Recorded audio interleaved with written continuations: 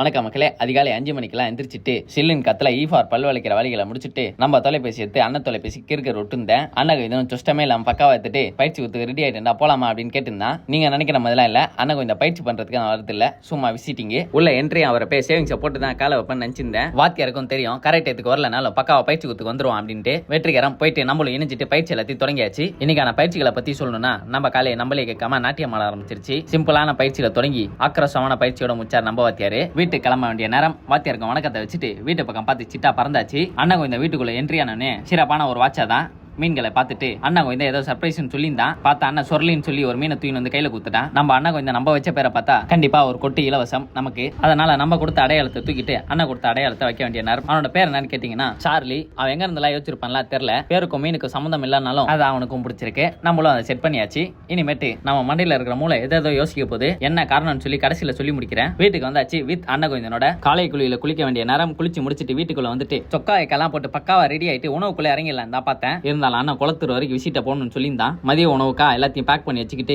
கிளம்புவோமா அண்ணா கொஞ்சம் அப்படின்னு சொல்லி நின்னுந்தேன். நம்ம தோழர் ஊர்ல இருந்து ஒருத்தர் வந்திருந்தாரு. அவரை போய் விசிட் பண்ணலான்னு பார்த்தா அவரோட தம்பி தான் கண்ணில் தென்பட்டாரு. நம்ம அவரை எப்படி அழைப்பனா தலன் தான் சொல்லி கூப்பிடுவேன். தலை உங்க அண்ணா எங்கன்னு கேட்டிருந்தேன். சரி இந்த நேரத்தில் உங்களுக்கு சர்ப்ரைஸ் தருவான், கொஞ்ச நேரம் வெயிட் பண்ணுங்கன்னு சொல்லியிருந்தான். எங்கேயா வெளியில போயிட்டு அவசரமா வீட்டுக்கு வந்தான். சரி தலைவு நகைச்சுவை போட்டு வீட்டை விட்டு பக்காவா கிளம்பியாச்சு. அடிக்கிற வெயில மண்டையெல்லாம் குழம்பி தொண்டையெல்லாம் வறண்டு போனதால சில்லுன்னு ஜூஸை வயிற்றுக்குள்ள இறக்கலான்னு பார்த்தா நம்ம ஜெல்சாங் மேக்ஸ் அவர்கள் காலேஜ்ல போட்ட ஜோக்கா நம்ம கிட்ட போட்டாரு. எதிர்த்தாப்புல நிக்கிறது யாரு? நம்ம அண்ணன் கொஞ்சம் சும்மாவே நகைச்சுவை பண்ணுவான். தலைவர் தலையை தானா குத்துட்டாப்புல. குளத்தூர் ரீச் ஆகிற வரைக்கும் தலைவர் தான் பலியாடு, சிக்கனாடா சிறுவண்டு அப்படின்ற மாதிரி ஃபுல்லா நகைச்சுவை தான் அவர் வச்சு வந்தாச்சு. பேசி முடிக்கிறதுக்குள்ளே குளத்தூர் வந்தாச்சு. என்ன விசேஷமா இங்க குளத்தூர் வரைக்கும் வந்திருந்தானா நான் முன்னாடியே சொல்லியிருப்பேன். நம்ம மண்டெல்லாம் குழம்பி சில பல யோசனைக்குள்ள மாட்டிக்கிச்சு. அதை தீர்வு பண்ணதான் குளத்தூரே வந்தோம். நம்ம அண்ணன் சுருளின்னு சொல்லி சார்லின்னு சொல்லி ஒரு மீனை வாங்கி வச்சுட்டான். அவனுக்கு ஆப்புனண்டா யாராச்சும் ஒருத்தனை இறக்கணும்ல. அவனுக்கு எதுக்கிட்ட ஆப்புனண்ட்னு கேட்டிருந்தீங்கன்னா நம்மலாம் இப்பதான் ஃபைட்டரு.